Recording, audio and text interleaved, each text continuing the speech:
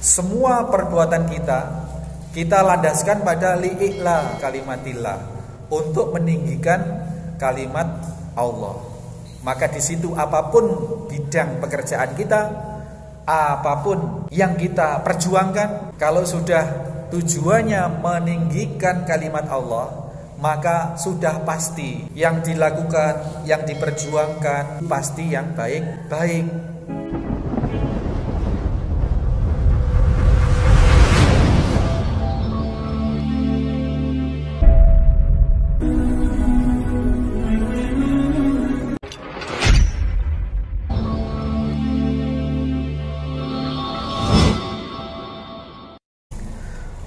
Masyarul muslimin wal muslimat, jamaah salat subuh Masjid At-Taqwa Uringen Anom Situbondo rahimani wa rahimakumullah. Jadi satu tadi yuqatilu saja'ah wa yuqatilu jamiyah. Yang kedua, yang ketiga wa yuqatilu riya'ah. Riya, pamer. Riya itu melakukan segala sesuatu dikarenakan pamrih dari yang selain Allah, itu riya. Berperang, dia ingin disebut sebagai pahlawan. Berperang, dia ingin disebut sebagai pemberani. Atau dalam konteks seharian kita, seorang yang berjuang, berperang, berjuang. Berperang ini, yuqatilu ini saling bunuh, Pak. Maknanya sudah mengerucut ke perang fisik, saling bunuh. Itu yuqatil, qatala, membunuh atau berperang. Tapi bisa kita aplikasikan dalam kehidupan kita, bahwa semua perjuangan kita ini bisa bermakna yuqatilu, berperang atau berjihad atau berperang atau berjuang. Ya, berjuang. Kepala keluarga berjuang untuk menghidupi keluarganya, menghidupi anak istrinya, membiayai pendidikannya, itu bisa dikatakan berjuang. Atau seorang pejabat RT misalkan berjuang bagaimana RT-nya ini bisa maju, berjuang. Dan semua tadi itu bisa diaplikasikan dalam hadis ini.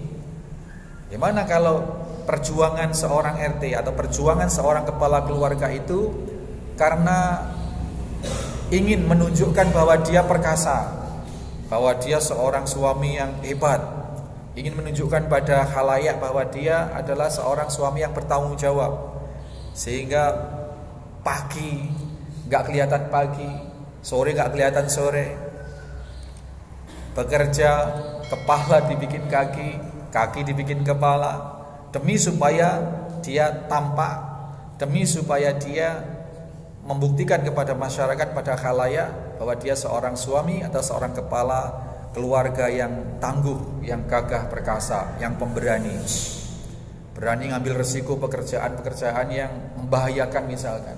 Ini termasuk seorang pelajar pun juga berani menunjukkan keberaniannya, belajar di tempat yang jauh, belajar. Semuanya kita tarik dalam kasus ingin menunjukkan saja'ah, keberanian. Jadi itu ya. Dan ini seorang laki-laki bertanya kepada Rasulullah. Nah, terhadap orang yang berjuang atau berperang, yang karena ingin menunjukkan keperkasaannya, keberaniannya, saja'ah, dan seseorang yang berperang karena motivasi sukuisme atau fanatisme, di Muhammadiyah misalnya, atau di apalah, semua ormas berjuang. Kalau hanya berhenti sampai di level ormasnya, organisasinya, ini termasuk yang jamiyah. Kita memelihara masjid takmir ini. Masjid ini berada di dalam cabang mana, Pak? Uringin misalkan. Kita berjuang di Muhammadiyah melalui masjid ini. Nah, kalau perjuangan kita memakmurkan masjid ini hanya sampai pada tujuan level memajukan Muhammadiyah misalkan, hanya level itu, maka ini masuk dalam jamiyah. Gitu. Jadi Muhammadiyah itu bukan tujuan. Apapun organisasi itu bukan tujuan. Bukan ghoyah. Tetapi harus disikapi sebagai wasilah, sebagai sarana untuk mencapai Allah Subhanahu wa taala. Maka saya ingat, tak tahu tahun berapa itu, Kiai As'ad itu menyatakan bahwa thoriqohnya Nahdliyin itu adalah NO, begitu. Artinya NO itu sebagai ormas menjadi jalan, menjadi wasilah untuk beribadah kepada Allah Subhanahu wa taala. Ingat betul tahun berapa itu ketika beliau meninggal itu, saya masih SMA. Ketika beliau meninggal itu kemudian banyak artikel tentang beliau. Ada karikatur beliau sudah meninggalkan dunia begitu, sambil ada kalimat NU jangan dibawa kemana-mana. Saya ingat betul. Waktu itu saya di SMPS Muhammadiyah. Ada berita Kiai As'ad meninggal dan thoriqoh Nahdliyin itu adalah NU. Nah, thoriqoh Muhammadiyin, orang-orang Muhammadiyah adalah Muhammadiyah. Gitu. Jadi Muhammadiyah ini kita jadikan sarana, jalan, thorik untuk menuju Allah. Itu yang betul. Jangan kita berhenti perjuangan kita itu semata kepada sesuatu yang kurang tinggi. Ormas itu hanya sebatas sarana, gitu, sarana. Itu guys, jamiyah tadi itu. Hati-hati kita berorganisasi, jangan terjebak pada fanatisme keorganisasian. Bahwa memang harus fokus, harus konsekuen dengan organisasi, iya. Tetapi jangan hentikan niat kita sampai pada level ormas itu. Ormas apapun, organisasi apapun. Jamiyah wa yuqatilu riya tadi. Kemudian pertanyaannya ayyudzalika fisabilillah. Wahai Rasulullah, mana di antara tiga tadi itu yang bisa disebut berjuang di jalan Allah? Ini ya Pak. Jadi tadi ada tiga kasus. Yang tiga kasus tadi, tiga kategori tadi itu bisa kita tarik dalam kesimpulan dalam kasus kita sehari-hari, sebagai pribadi, sebagai kepala keluarga, sebagai tokoh di masyarakat, sebagai apapun. Hadis ini relevan. Niat yang demikian tadi itu, mana di antara tiga tadi yang bisa disebut sebagai fisabilillah? Itu. Rasulullah Shallallahu Alaihi Wasallam, alimnya orang alim, fakihnya manusia fakih, bahkan tidak ada makhluk sefakih beliau. Dinyatakan sebagai Rasul Khatamul Anbiya, dan beliau satu kali menyatakan bahwa ana utitu jami'ul kalim, aku dikaruniai oleh Allah kemampuan untuk berbicara singkat tetapi memiliki makna yang luas. Pertanyaannya panjang. Ya Rasulullah, yuqatilu saja'ah, yuqatilu jamiyah, yuqatilu riya'a. Mana di antara ketiga tadi itu? Ayyudzalika fisabilillah. Panjang. Rasul menjawab singkat. Rasul memberikan kaidah dasar yang bisa menjawab sangat banyak sekali apapun kasus yang diajukan yang serupa. Beliau menjawab, faqala Rasulullah sallallahu alaihi wasallam, man qatala litakuna kalimatullahi hiyal ulya fahuwa fi sabilillah. Di sini ada pelajaran bahasa Arab? Tidak ada. Bagus misalkan Ustadz Umaidi atau yang lulusan kontor itu diakomodir. Jadi sedikit-sedikit kita biar nyantol gitu ya. Man qatala. Siapa yang kira-kira bisa meraba-raba nih terjemahannya? Man qatala. Barang siapa yang berperang, yang berjuang. Litakuna kalimatullah, demi agar kalimat Allah, kalam Allah, dinul Islam ini, maknanya adalah ajaran Islam ini, agama Islam ini, ya, sesuatu yang hak dari Islam ini, itu disebut kalimatullah. Kalimatullah hiyal ulya, dia agar menjadi tinggi, ya, dia agar menjadi tinggi, fahuwa fi sabilillah, maka itulah yang disebut di jalan Allah.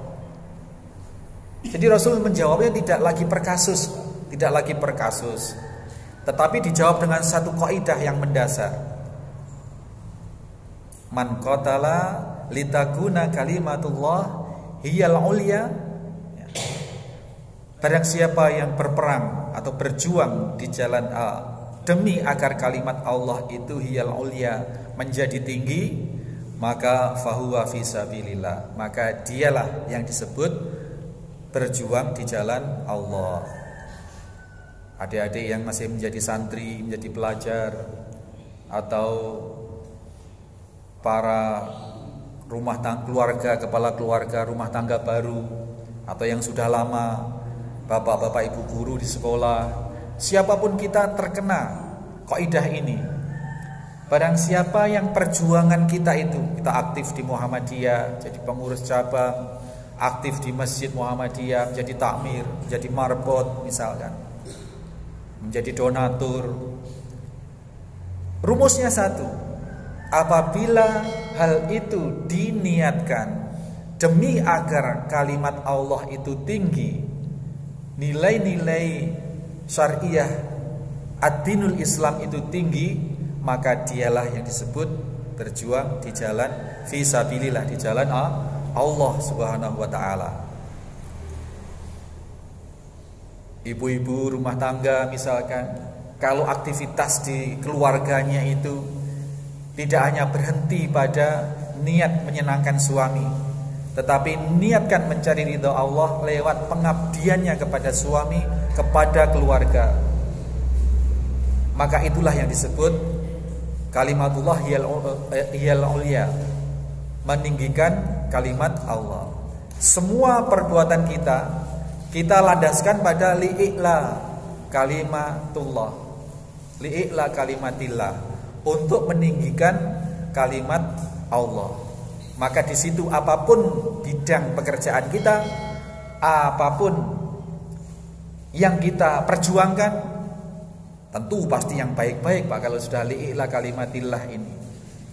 Litakuna kalimatullah hiyal ulya, kalau sudah tujuannya meninggikan kalimat Allah, maka sudah pasti yang dilakukan, yang diperjuangkan itu pasti yang baik-baik.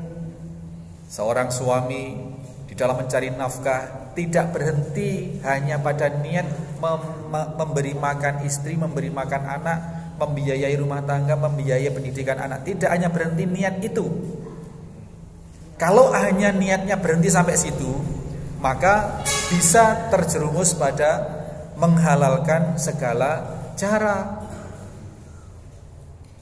Cari yang haram saja sulit, apalagi yang halal. Akhirnya itu prinsipnya. Maka apapun yang penting ada sikat, Pak. Saya kemarin ngobrol sama pensiunan, ya, sahabat kita pensiunan terakhir di Bapeda. Dia tahu banyak anggaran Bapeda itu kan distribusi ke semua SKPD. Jadi mana tahu bidang-bidang yang jabatan-jabatan yang di situ basah, di situ kering, di situ. Nah, karena beliau tahu, maka ketika dipromosikan untuk jadi camat, untuk jadi ini, nggak mau, ya, karena tahu anggarannya kecil gitu. Kalau sudah anggaran kecil Pak, apa yang mau bisa dientit kan nggak bisa. Gitu. Nah, ini kalau niat bekerja, niat menghidupi keluarga itu hanya berhenti sebatas untuk keluarga, ya, maka akan terjebak pada menghalalkan segala cara. berburu misalkan di hutan, yang harusnya yang diburu hanya binatang-binatang yang halal, tapi yang banyak berseliweran dan yang gemuk-gemuk itu Pak, itu biasanya apa itu? Babi atau celeng ya. Celeng. Ya pokoknya ditangkap, dibunuh, dikuliti, sudah jadi daging siapa tahu gitu. Dibawa ke tempat jagal, tulang-tulangnya nggak diikutkan, apalagi hidungnya nggak diikutkan Pak. Apalagi hidungnya nggak diikutkan. Anjing, naudzubillah min dzalik. Katanya ada Pak, katanya ada. Di situ Bondo itu katanya ada jagal anjing. Masya Allah, saya ngeri sekali, ngeri. Jadi takut akhirnya beli daging di pasar. Yang pasti kakinya tidak diikutkan. Saya jadi ingat dulu waktu masih di Jember itu Pak, masih kuliah. Teman itu nawari, daging kijang. Ya waktu itu nggak dapat referensi banyak tentang itu. Daging kijang ya iya aja, beli Pak. Itu. Dan kita nggak tahu pada akhirnya setelah kesininya sudah tahu gini, nah jangan-jangan dulu itu bukan kijang beneran ya. Insya Allah ya. Naudzubillah ya Allah. Mudah-mudahan karena nggak tahu waktu itu dan sekarang pun juga nggak tahu pasti waktu itu daging apa. Tapi kalau ada yang nggak jelas gitu, mending jangan Pak, mending jangan. Karena sekarang ini banyak orang yang itu tadi mencari yang haram saja sulit, apalagi mencari yang halal. Mau jual daging sapi juga repot, miaranya, pulaknya mahal. Mending ke kukusan, mending ke hutan kukusan atau mana ada item-item gemuk, kejar, ya, dikuliti. Tulang-tulangnya, hidungnya, kupingnya ditinggal, di bawah sudah bongkahan daging-daging. Siapa tahu? Banyak orang yang tidak tahu. Maka hati-hati. Ini ya, jadi segala perjuangan kita, takmir sekalipun dalam menghidup-hidupkan kegiatan masjid misalkan, kita bersihkan dari semua niat-niat yang 3 tadi itu. Jangan sampai kita ada perasaan agar dianggap sebagai orang yang ulet di dalam memakmurkan masjid, atau jamiah tadi itu karena ini masjid Muhammadiyah misalkan. Gak apa-apa masjid Muhammadiyah kita makmurkan, tapi itu tadi kita tata hati kita, jangan sampai kita hanya berhenti pada Muhammadiyahnya, tetapi harus li'ila kalimatillah tadi melalui amaliyah Muhammadiyah. Thariqah kita itu adalah Muhammadiyah itu. Kalau yang NU ya NU itu, melalui sarana sebagai wasilah, bukan sebagai ghoyah atau tujuan. Itu ya Bapak sekalian. Ini diantara faedah faedah hadis ini, dan ini diriwayatkan oleh muttafaqun alaih. Imam Bukhari meriwayatkan sendiri, Imam Muslim meriwayatkan sendiri, kemudian bertemu dalam satu sanad yang sama, dan ini derajat kesahihannya adalah sahih. Demikian Bapak sekalian, ini bisa kita kembangkan nanti dalam diskusi kita, dalam obrolan kita. Dan ini meskipun kasusnya adalah kasus berperang kotala, berperang fisik, saling bunuh dalam arti perang yang sebenarnya, maka kita bisa transformasi kasus itu, bisa kita breakdown ke kasus-kasus kita sehari-hari. Kita bisa ambil fadilah ini, kaidah dari Rasulullah SAW ini sebagai kunci. Jangan sampai aktivitas kita, jangan sampai ibadah-ibadah kita ini hanya tertipu, berhenti pada level hanya ingin menunjukkan keberanian, karena fanatis organisasi atau kesukuan, fanatisme, dan jangan sampai kita terjebak pada apalagi yang ini riya. Karena riya ini merupakan bagian dari kesyirikan. Karena sudah menduakan Allah Subhanahu wa taala. Ibadah yang seharusnya li'ila kalimatillah, hanya meninggikan kalimat Allah, tetapi dicampuri pamrih-pamrih kepada yang selain Allah. Musyriknya di situ. Naudzubillah, mudah-mudahan kita terhindar dari hal yang demikian.